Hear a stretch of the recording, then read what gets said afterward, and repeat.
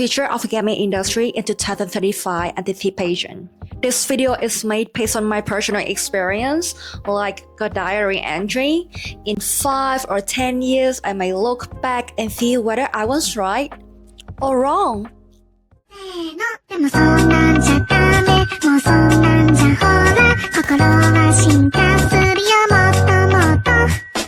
The first thing I would love to talk about is about the cloud gaming. Have you ever wanted to play Cyberpunk 2077, Elden Ring, Assassin's Creed, but your laptop is so weak? Good news, you don't actually need a powerful machine anymore. As long as your internet is stable, you can jump straight into AAA gaming, and thanks to cloud gaming. So, what is cloud gaming exactly? Think of it like Netflix, but for games. The game itself runs on a super powerful server somewhere else. You just stream it in your screen and play it in real time. All you need is a decent device and a solid internet connection. That's it.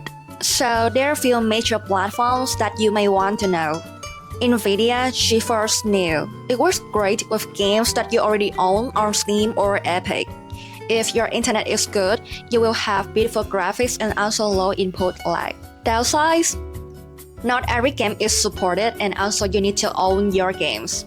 Xbox Cloud Gaming. This will let you play console games on your mobile phone or on the browser. No downloads. And if you had Xbox Game Pass Ultimate, you will be able to access to 100 of games.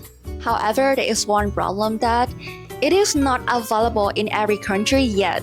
And also Google Stadia. It actually has very good technology, however, it doesn't have enough good games and also the community.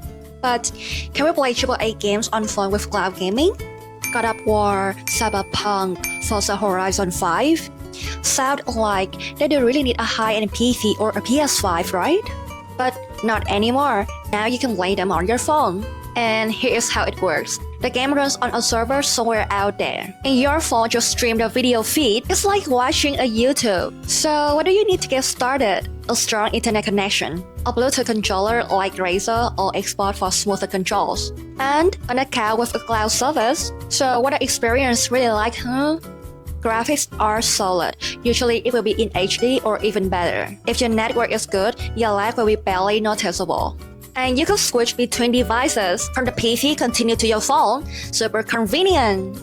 However, the cloud gaming still has some cons. Internet is everything. If you have bad internet, your game is unplayable. Not every game are supported yet.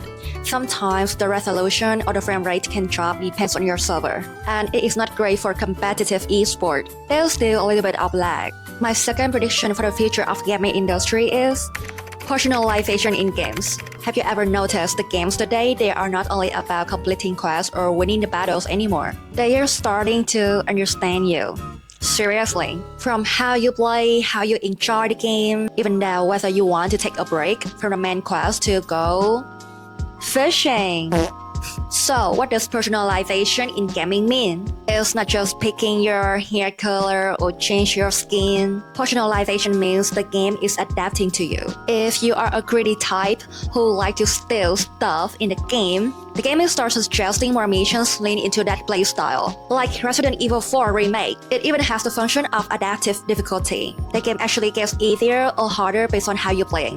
Games like The Witcher 3 or Detroit Become Human, they will give you branching storylines where your choices actually matter. Or just like other platforms, Metaverse-style games like Roblox now recommend content based on your behavior.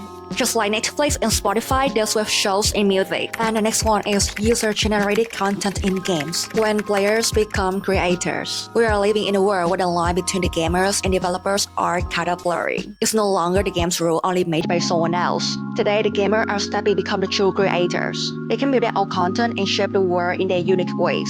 Platforms like Minecraft, Roblox, and Dreams have opened up a whole new world of possibilities. The players not only experience the game, they can design levels, create items, tell their own story, and also make a fully playable game. This creative freedom not only leads to new endless content, it also builds stronger communities. Games and mental health are a journey of healing and growth. Games aren't just fun and entertaining. They can also be powerful tools to improve mental health and build life skills. Just like Journey and Celeste, they tell deeply emotional stories to help the players face personal struggles, overcome challenges, and find peace. Research shows that gaming can reduce stress, improve focus, and encourage emotional resilience. Serious game and game-based therapy, the future of education and mental wellness. Today, games are being used in classroom, in hospital, in therapy section, and even for cultural education. Serious games are games designed with educational or training goals. They help students to learn science, history, or critical thinking in ways. And when it comes to mental health, game-based therapy is gaining momentum.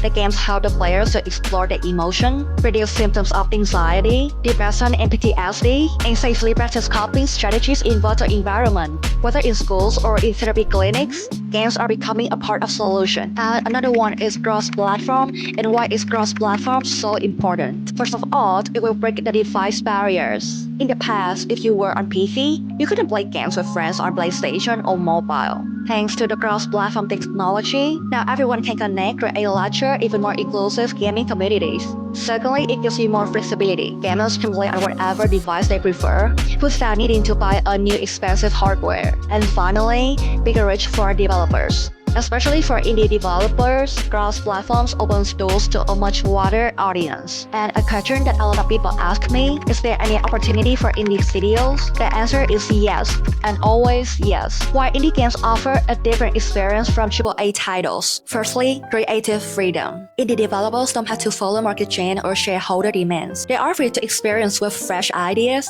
Secondly, emotional depth and personal storytelling. Indie games often come with distinctive art styles, touching stories that really connect with the players on a personal level. And the third, cross-platform accessibility. While many AAAs only focus on one or two platforms, indie games often aim to be available on many devices as possible. This is the end of the first part of future anticipation for 2035. I may be a little bit busy this week and also next week and also the whole July, so I probably cannot touch until August, because I will be the stream hold at Bright Champ this week at Unity office, and then I will travel. I'm gonna stay I think in Japan a week and 2 weeks in Vietnam. I'm considering to throw a small coffee talk in Ho Chi Minh City somewhere in July. I don't know yet, but I'm really looking forward to learn and share and connect with you all. In case you want to contact me for work or to yap about anything, just drop me a message. Thank you for watching my video. I love you all.